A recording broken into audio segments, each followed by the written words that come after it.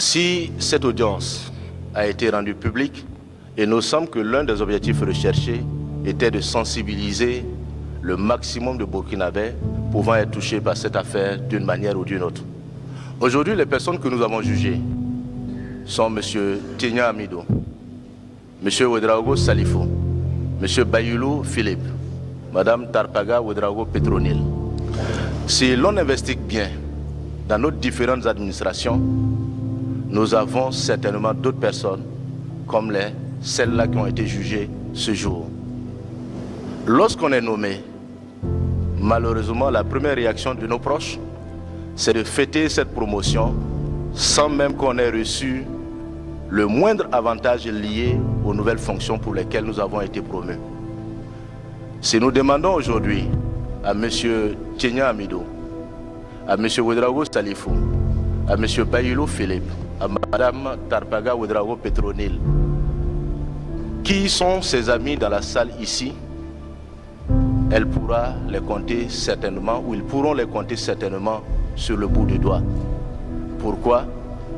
Parce que, à la lumière de cette affaire, les gens ont honte de se présenter comme étant proches de vous. C'est de faire en sorte que chacun à son niveau soit suffisamment conscient de la situation de notre pays et que le moindre centime compte pour l'État burkinabé. Il faut retenir qu'il n'est pas du tout possible, sinon même il est impossible, de satisfaire pleinement l'être humain. Soi-même, on a du mal à se satisfaire, à plus forte raison les autres. Soyons modérés tout simplement dans nos actions, dans la conduite des affaires publiques. Nous avons dans les différents corps de l'administration des inspections techniques de service.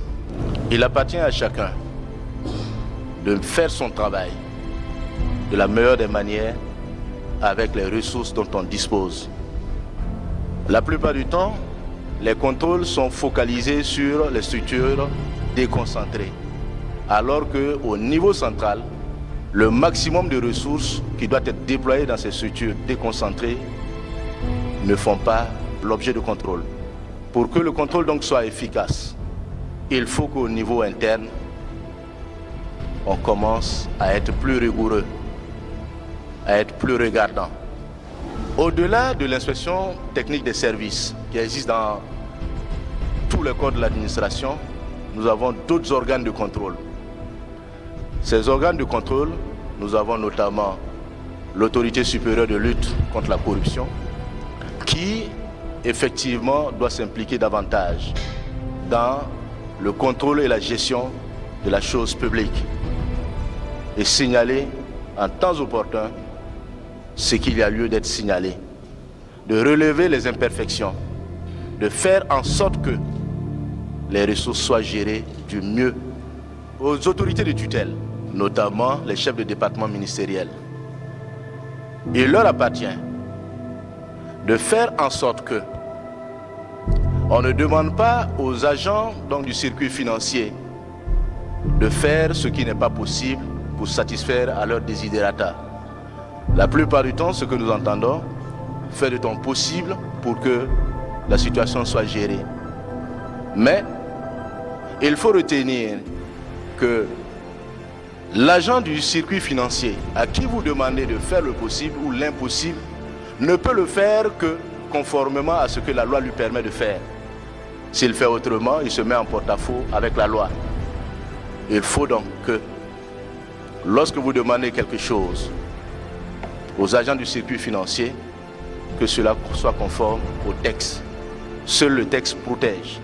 Le souhait que je formule avec le peuple burkinabé qui consent régulièrement des efforts financiers pour soutenir la stabilisation de ce pays est qu'après cette affaire, des faits nouveaux, donc postérieurs à cette décision, ne soient pas découverts.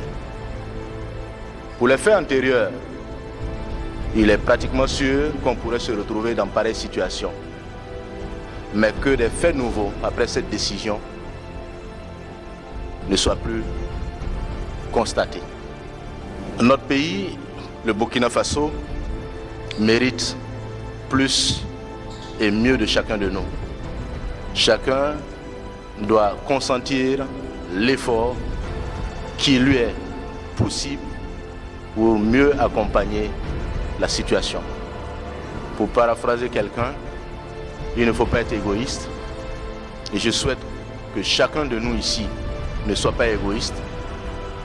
Comme je le disais, pour paraphraser quelqu'un, nul n'a le droit d'être heureux tout seul.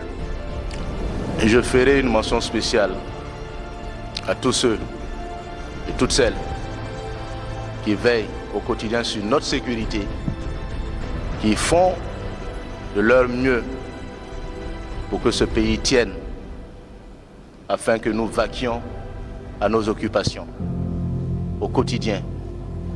Les ressources mobilisées que vous et nous mobilisons doivent être affectées du mieux à la stabilisation de ce pays. Force et honneur donc à ces combattants, grâce à qui ce pays tient debout. J'ai foi que le meilleur reste à venir pour ce peuple burkinabé, à la condition que nous nous engagions pleinement et sincèrement. Je dirais enfin, vive le peuple burkinabé, vive le Burkina Faso, la patrie ou la mort, nous vaincrons. Je vous remercie.